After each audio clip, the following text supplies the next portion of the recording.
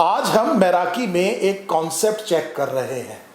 तो अभी तक हमने मेंडल लॉ कर लिया है, मोनोहाइब्रिड क्रॉस भी देख ली है, डाईहाइब्रिड टेस्ट क्रॉस, और इसके ऊपर हमने बहुत सारे फ्लैगशिप क्वेश्चंस भी कर लिए हैं।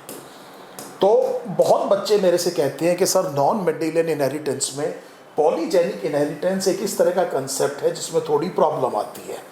तो इसीलिए आज फ्लैगशिप एमसीक्यूज करने के से पहले मैं आपके साथ एक ये डिस्कस कर रहा हूँ, एक कॉन्सेप्ट नॉन मेंडेलियन इनहेरिटेंस का, पॉलीजेनिक इनहेरिटेंस। एक छोटे से वीडियो में मैं बात करूँगा प्लियोट्रॉपी की, मैं बात करूँगा मल्टीपल एलील्स की, और उसके बाद हम फ्लैगशिप क्वेश्चंस करेंगे। तो शुरुआत करते हैं पॉलीजेनिक इनहेरिटेंस। इसका मतलब समझते हैं।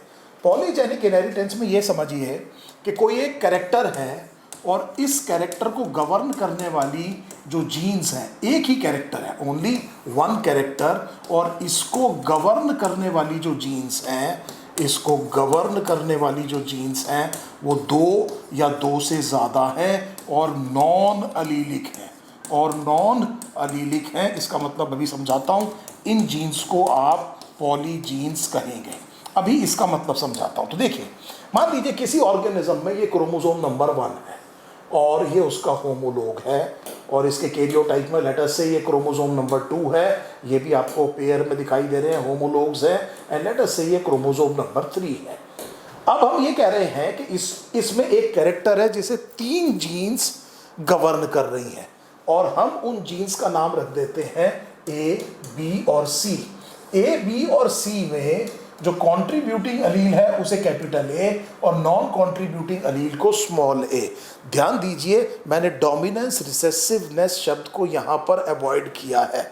मैं डिविएशन फ्रॉम मेंडल की बात कर रहा हूँ। इसी तरह से हमने कहा कि बी जो जीन है उसमें भी कंट्रीब्यूटिंग अलील ये और non contributing allele small B, and similarly contributing is capital C and contributing is small C. अब देखिए, जब हम इन नॉन अलीलिक जीन की बात करें इसका मतलब क्या है?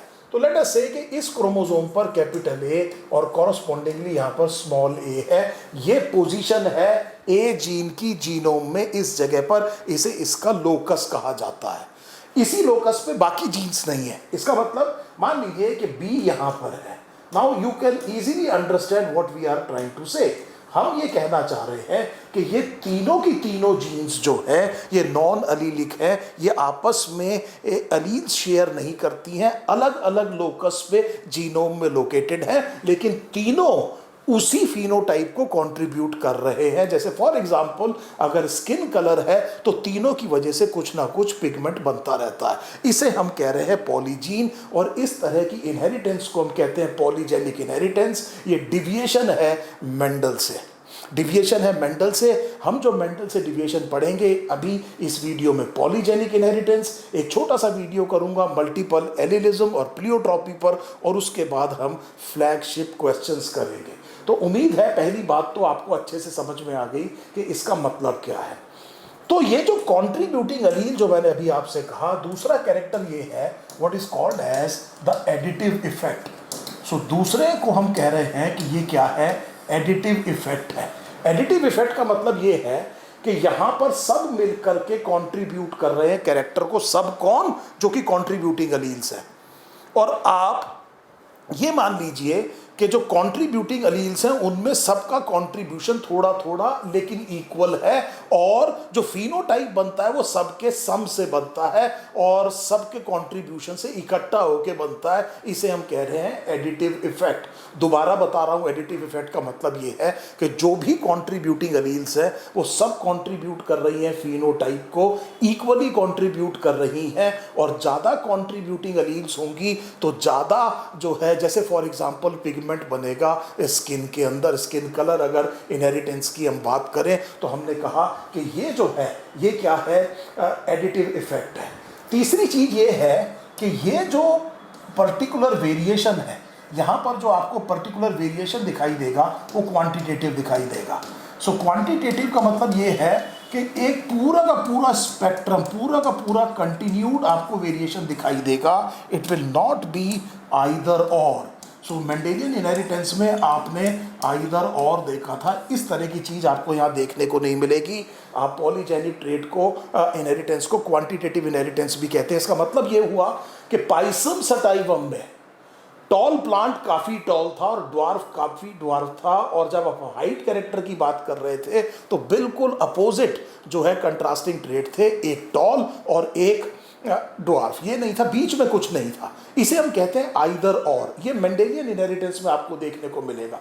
लेकिन ह्यूमन हाइट में सोचिए, क्या आप ह्यूमन हाइट में ऐसे ही कह सकते हैं कि एक टॉल है और एक ड्वार्फ है? आपको दोनों के बीच में within centimetres, half centimetre से भी छोटा छोटा हाइट का डिफरेंस मिलेगा। और अगर आप सारे ह्यूमन बींग्स को एक साथ लाइन में लगा दें, फॉर एग्जांपल उनकी हाइट के हिसाब से एक रिप्रेजेंटेटिव ग्रुप को, तो यहाँ से लेकर के यहाँ तक इसके बीच में आपको सारे वेरिएंट्स मिलेंगे। इस तरह की वेरिएशन को हम कंटिन्यूअस वेरिएशन कहते हैं। इस तरह की वेरिएशन आपको देखने को मिलेगी और ये पूरा का पूरा ग्रेड आपको देखने को मिलेगा। इस तरह का जो कैरेक्टर होता है वो पॉलीजीन्स के द्वारा गवर्न हो रहा है। क्या ये बात बिल्कुल क्लियर हो गई? इतनी बात समझ में आ गई। अब अगर हम इंडिविजुअल्स का नॉर्मल डिस्ट्रीब्यूशन कर्व बनाए पॉपुलेशन का, तो ये बेल शेप्ड कर्व आएगा। जैसे फॉर एग्जांपल मैंने यहाँ पर ये एक कर्व लिया हुआ है। ये कर्व कैसा है? बेल शेप्ड कर्व है। ये ह्यूमन स्किन कलर इनहेरिटेंस की बात हो रही है। कर्व कैसा आ रहा है? Bell shape. मैं इसको अभी एक्सप्लेन करूंगा। पहले यहाँ पर मैं इन्यूमरेट कर देता हूँ कि एक और कैरेक्टर मुझे पता चल गया कि नॉर्मल डिस्ट्रीब्यूशन कर्व कैसा है, bell shape. Bell shaped curve में जो एक्सट्रीम्स हैं उनका नंबर बहुत कम होता है और जो मीडियोकर्स हैं उनकी काफ़ी ज़्यादा सिग्निफिकेंस होती है, उनका नंबर बहुत ज़्यादा होता है। इस तरह के कर्व को आप बेल शेप्ड कर्व कहते हैं। एक और इम्पॉर्टेंट अगर आपको पॉइंट बताना है तो वो ये है कि they are easily influenced by environment. ये एनवायरनमेंट से इन्फ्लुएंस होते हैं। Somebody born with a fair colour is expose to the sunlight, काफ़ी ज़्यादा खेलता है, सारे दिन धूप में रहता है, उसका कॉम्प्लेक्शन कैसा हो सकता है? डार्कर हो सकता है। तो हम ये कह रहे हैं कि फिनोटिपिक एक्सप्रेशन पर एनवायरनमेंट का असर होता है। You will not be surprise to find that intelligence is also a polygenic trait. और इसीलिए हम कहते हैं कि हम अपनी इंटेलिजेंस को बढ़ा सकते हैं अपने एनवायरनमेंट को बेहतर करके। हम जिन भी लोगों के साथ में रहते हैं उनका हमारे ऊपर भी असर पड़ता है। सो ये सारी की सारी चीजें पॉलीजेनिक ट्रेट के बारे में। और एक और चीज, थोड़ा सा एनसीईआरटी को एक्सटेंड कर रहा हूं, अगर 3 पॉलीजीन है तो बड़े ध्यान से समझिएगा, number of phenotypes would be given by 2 raise to the 2n+1, 2 raise to the power n नहीं, 2n+1। तो अगर किसी की 3 पॉलीजीन है तो टोटल कितने फिनोटाइप बनेंगी? क्लासेस 7 क्लासेस बनेंगी। और अगर 2 पॉलीजीन है, अगर 2 पॉलीजीन है तो 5 बनेंगी। ध्यान से मेरी बात को समझिएगा बेटे, बहुत ध्यान से मेरी बात समझिएगा। अगर मैं ये क्रॉस कर रहा हूं, capital A small A, capital B small B, cross capital A small A, capital B small B, और ये पॉलीजीन्स नहीं है और ये एक डाई हाइब्रिड क्रॉस है, तो मुझे पता है इसमें इंडिपेंडेंट अगर असॉर्टमेंट है तो 9:3:3:1। ये जो यहाँ पर जो फिनोटिपिक क्लास बननी चाहिए वो 2 raise to the power n और n=2, तो टोटल नंबर ऑफ फिनोटाइप कितने बनने चाहिए? 4 बनने चाहिए। ये होता है नॉर्मल मेंडेलियन इनहेरिटेंस में। लेकिन अगर आप इस तरह की कोई क्रॉस एंट्रेंस एग्जाम में देखते हैं जिसमें 5 फिनोटिपिक क्लासेस बन रही है, तो ये डिविएशन फ्रॉम मेंडल है। मेंडल में तो 4 बनना चाहिए था, यहाँ पर 5 बने हैं। तभी आपके दिमाग में आना चाहिए कि हो सकता है ये 2 पॉलीजीन हो। और आपको ये पता चल गया कि पॉलीजीन में जो फिनोटिपिक क्लास कैलकुलेट करने का तरीका क्या है, 2 raise to the power 2n+1। So जब कभी गलती करें तो उसको 2-3 बार तभी ठीक कर लेना चाहिए। अब देखिए, अब आपके सामने मैंने ये 6 कैरेक्टर लिख दिए पॉलीजेनिक इनहेरिटेंस के। अब मैं वो ह्यूमन स्किन कलर का आपको एग्जाम्पल बताता हूँ। सो ह्यूमन स्किन कलर के एग्जाम्पल में हमने ये कहा कि मान लीजिए हमने कहा कि 3 जीन्स हैं A, B एंड C। सो माना तो ऐसा जाता है, हायर क्लासेस में पढ़ेंगे कि ये ओवर सिंप्लीफाइड मॉडल है, लेकिन नीट में इतना काफ़ी है। ह्यूमन स्किन कलर में हमने कहा कि 3 पॉलीजीन्स हैं। अब इसमें जो कॉन्ट्रीब्यूटिंग एलील्स हैं वो कैपिटल A, कैपिटल B और कैपिटल C है। ये कॉन्ट्रीब्यूटिंग अलील्स हैं। इसका मतलब जितना ज़्यादा कैपिटल अलील किसी के जीनोटाइप में होगा उतना ज़्यादा पिगमेंट बनेगा, उतना ज़्यादा पिगमेंट बनेगा तो उतना डार्कर कॉम्प्लेक्शन होगा। एक अच्छी बात यह है, the contribution of capital A is equal to the contribution of capital B is equal to the contribution of capital C, और हम इसको एक फील्ड सर्कल से डेमोन्स्ट्रेट कर सकते हैं। इसका मतलब ये जो मैंने फील्ड सर्कल बनाया है ये कैपिटल ए भी हो सकता है, कैपिटल बी भी हो सकती है और कैपिटल सी भी हो सकती है। अब हम ये देखते हैं कि क्या क्या कॉम्बिनेशन पॉसिबल है। सो मान लीजिए अगर इस तरह की क्रॉस की जाए, लेट अस से क्रॉस ये है capital A, capital B, capital C, this person would have the darkest complexion. और अगर हम कहें small A, small B, small C, तो सबसे फेयर कॉम्प्लेक्शन। ये एक ही तरह के गैमेट बनाएगा, ये तो हमें पता है, और ये भी एक ही तरह के गैमेट बनाएगा, ये भी हमें पता है। और इसीलिए हम कह रहे हैं कि F1 जो है वो इंटरमीडिएट कॉम्प्लेक्शन का होता है। इस वाली जो क्रॉस है उसके प्रोजेनी को कई बार मुलेटो कहा जाता है, लेकिन उसकी आपको ज़्यादा जानने की ज़रूरत नहीं है। अब हम बात कर रहे हैं कि capital A, capital B, capital C cross capital A, capital B, capital C, ये क्रॉस हो रही है। अगर ये डाई हाइब्रिड क्रॉस होती तो फिनोटाइप 2⁻³ 8 बनने हैं, लेकिन यहाँ पर जो फिनोटिपिक रेशो है, वो जो फिनोटाइप की क्लासेस हैं वो 7 बनेंगी, क्योंकि 2n+1, 2 × 3 which is 6 + 1 is equal to 7।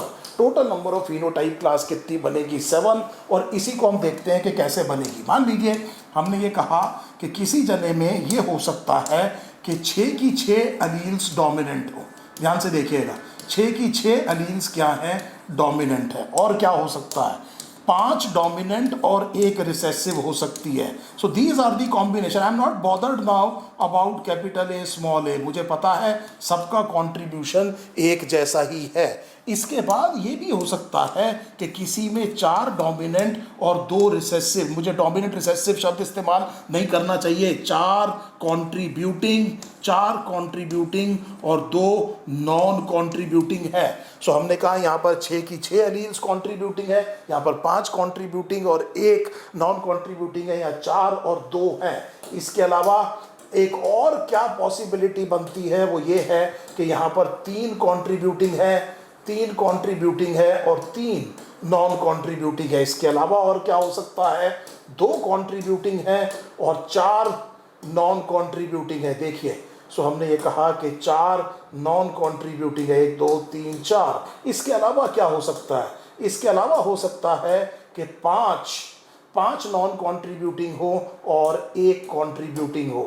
So let us से यहाँ पर हमने कहा कि केवल 1 कॉन्ट्रीब्यूटिंग है और 5, 1 2 3 4 5 हमने कहा नॉन कॉन्ट्रीब्यूटिंग है। एंड फाइनली हमने ये कहा कि एक क्लास ये होगी जिसके पास सारी की सारी नॉन कॉन्ट्रीब्यूटिंग अलील्स होंगी, ऑल ऑफ देम। सो ये वाला इंडिविजुअल ये है और ये वाला इंडिविजुअल ये है। सो हमें इतनी बात समझ में आ गई। अब आप फिनोटिपिक क्लासेस देखिए क्या है। सो ये जो फिनोटिपिक क्लासेस है, देखिए 1 2 3 4 5 6 7, कितनी नहीं है? 8 नहीं है। सो इसका मतलब डिविएशन फ्रॉम मेंडल है। एग्जाम में आपको देखते ही समझ में आ गया कि यहाँ पर 7 बने हैं, 2n+1 है और ये पॉलीजेनिक इनहेरिटेंस है। इतनी बात हमें समझ में आ गई। अब देखिए यहाँ पर मैं एक छोटा सा कैलकुलेशन, आपको एक छोटा रिप्रेजेंटेटिव कैलकुलेशन करके दिखाता हूँ। सो फॉर एग्जाम्पल हम ये कह रहे हैं कि इस क्रॉस में वो कितने होंगे जिनकी, लेट अस से इसको रख लेते हैं, तो हम ये कह रहे हैं कि वो लोग कितने होंगे जिनका जीनोटाइप ये होगा। सो ये जो जीनोटाइप है, ये जीनोटाइप अगर आप देखें तो ये capital A, capital B, capital C है। इसमें अगर आप देखें तो आप इसको मान लीजिए कि ये 3 मोनोहाइब्रिड क्रॉसेस एक साथ हो रही हैं। मैंने आपको इंडिपेंडेंट असॉर्टमेंट में बताया था, एक क्रॉस हो रही है capital A cross capital A, एक क्रॉस हो रही है capital B cross capital B, और तीसरी क्रॉस हो रही है capital C cross capital C small c। और हमने इंडिपेंडेंट असॉर्टमेंट में सीखा था कि अगर इंडिपेंडेंट असॉर्टमेंट हो रही है तो हम ये मान के चलेंगे कि जो ये ट्राई हाइब्रिड क्रॉस है ये एक्चुअली 3 मोनो हाइब्रिड क्रॉसेस एक साथ हो रही हैं। इसमें अगर मुझे कैपिटल ए चाहिए तो इसकी प्रोबेबिलिटी 1/4 है। थोड़ा सा रोक के सोचिए, capital A cross capital A small A, इसमें कैपिटल ए बन जाए, इसकी प्रोबेबिलिटी 1/4 है। अगर यहाँ पर मुझे कैपिटल बी चाहिए तो हमें यह पता है इसकी पॉसिबिलिटी भी 1/4 है। और कैपिटल सी चाहिए मुझे इसमें, तो इसकी प्रोबेबिलिटी भी 1/4 है। साथ होने की प्रोबेबिलिटी इंडिविजुअल होने की प्रोबेबिलिटी का प्रोडक्ट होती है और इसका नंबर होगा 1/64। सो आपको ये समझ में आ गया कि ये 1/64 होगा। सेम अगर आर्ग्यूमेंट आप देखें तो ये भी 1/64 होगा। एक और मैं आपको करके दिखा देता हूं। सो एक और एग्जाम्पल आपको सॉल्व करके दिखा देता हूं। लेट अस से हम इसकी बात करें। सो ये जो है इसमें 5 कॉन्ट्रीब्यूटिंग और एक नॉन कॉन्ट्रीब्यूटिंग एलील है। तो ये क्या क्या हो सकता है? Capital A, capital C small c। और क्या हो सकता है? Capital A, capital B small b, capital C। और क्या हो सकता है? Capital A, capital B, capital C। These can be the genotypes। क्या आप इस बात से एग्री कर रहे हैं? अब अगर मैं इसकी प्रोबेबिलिटी देखूं तो 1/4 इंटू 2/4 ध्यान से देखिए। So capital C small c cross capital C small c, उसमें कैपिटल C स्मॉल c बने, ये 2/4 है। यहाँ बताइए ये 1/4 इंटू 2/4 इंटू 1/4 है। यहाँ बताइए 2/4 इंटू 1/4 इंटू 1/4 है। उम्मीद है बहुत आसानी से आपको समझ में आ रहा है। ये कितना है? 2/64। ये कितना है? 2/64। और ये कितना है? 2/64। और तीनों को अगर आप ऐड करेंगे तो ये नंबर कितना आ जाएगा? 6/64 आ जाएगा। तो मुझे ये पता है कि ये कितना होना चाहिए? 6/64। और ये भी इसी राशनल से कितना होना चाहिए? 6/64। और कैलकुलेट करने की जरूरत नहीं है। ये 15/64, ये जो है ये भी 15/64 और ये 20/64 है। Do not try to solve unnecessary time spending here. बहुत ज़्यादा टाइम स्पेंड करने की ज़रूरत नहीं है। मैंने आपको बताया कि किस तरह से आपने कैलकुलेट किया, इतना आपको समझ में आ गया तो बाकी आप रेशो याद करिए। 3 पॉलीजीन्स में अगर आप देखेंगे तो रेशो आएगा 1:6 15 20 15 6 1। 1 2 3 4 5 6 7। ये हमने क्या कहा? फिनोटिपिक क्लासेस बनेगी।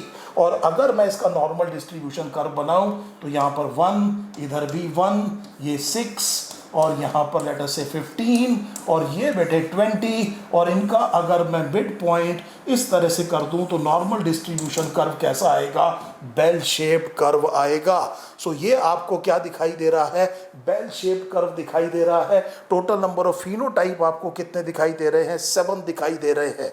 एग्जाम में जो छोटी गड़बड़ हो सकती है वो एक ये गड़बड़ हो सकती है कि मान लीजिए capital A small A, capital B small B cross capital A small A, capital B small B दिया हुआ है और 5 फिनोटाइप बन रहे हैं। एकदम आपको समझ में आ जाएगा कि ये डाई हाइब्रिड टिपिकल क्रॉस नहीं है। ये एक्चुअली 2 पॉलीजीन एक ही कैरेक्टर को कंट्रोल कर रहे हैं। डाई हाइब्रिड में दोनों जो नॉन एलिलिक जीन है अलग अलग कैरेक्टर को कंट्रोल करते हैं, सीड शेप, सीड कलर। लेकिन यहाँ पर दोनों ए और बी मिलकर के एक ही कैरेक्टर को कंट्रोल कर रहे हैं। और यहाँ पर जो रेशो आएगा 1:4:6:4:1। और अगर इसको भी आप 1:4:6:4:1 अगर आप करें तो आप देखेंगे कि कर्व कैसा आएगा? Bell shaped normal distribution curve आएगा। सो फाइनली मैं सीधा आपकी पहली स्लाइड पर जाकर के जहां पर हमने इसके सारे के सारे कैरेक्टर लिखे थे एक बार याद दिला देता हूं। एक ही कैरेक्टर 2 या 2 से ज़्यादा नॉन एलिलिक पॉलीजीन्स कंट्रोल कर रही हैं या गवर्न कर रही हैं। दूसरी बात एडिटिव इफेक्ट। तीसरा जो हमने कहा क्वांटिटेटिव जो वेरिएशन है वो कंटिन्यूड ग्रेड आपको देखने को मिलता है। नॉर्मल डिस्ट्रीब्यूशन कर्व आपको कैसा दिखाई दे रहा है? Bell shape. एनवायरनमेंट का इन्फ्लुएंस है and the number of phenotypic classes is given by 2 2n+1। उम्मीद है एक इम्पॉर्टेंट कंसेप्ट आपके चैप्टर का आपको समझ में आया होगा। अगले छोटे से वीडियो में मल्टीपल एलिलिज्म और प्लियोट्रॉपी के बारे में बात करेंगे और उसके बाद फ्लैगशिप MCQs।